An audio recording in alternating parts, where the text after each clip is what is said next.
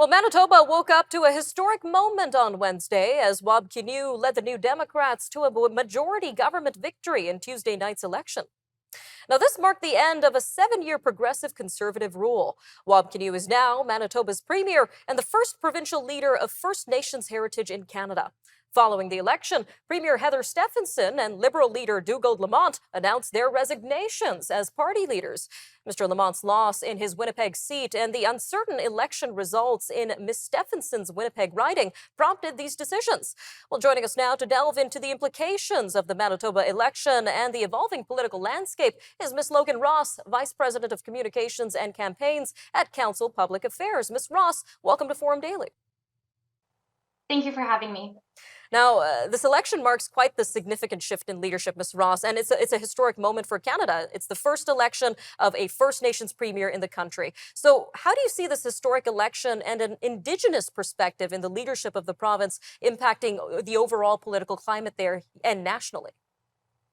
Well, first and foremost, like you said, this is a historic election, and we do have now the First Nations premier in the country's history. And I think it's a huge step forward for reconciliation.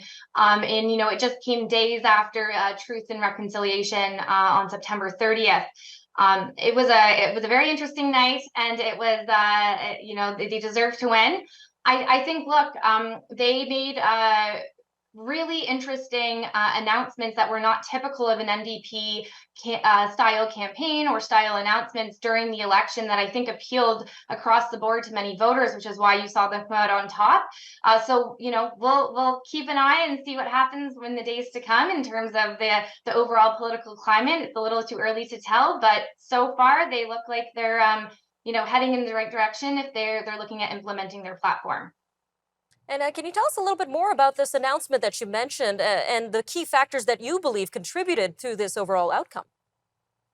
Yeah, I mean, look, the campaign, if you go back a year, the PCs, were low in the polls, in comparison to what we saw in the spring. Things started to even out a little bit after the budget came out.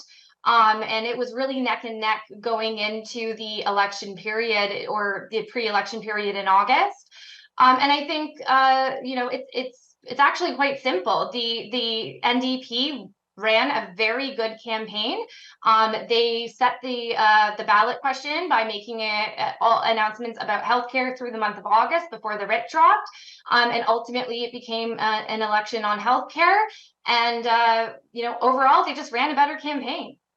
A strong campaign indeed, Ms. Ross. Now, as we mentioned, this election also marks the end of a 7-year progressive conservative rule in the province. What do you think led to the end of the PC's winning streak?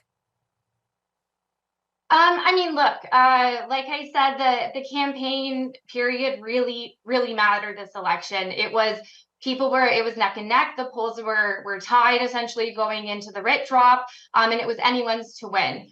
The NDP ran a better campaign than the PCs did, and I ultimately think that that's what ended the winning streak.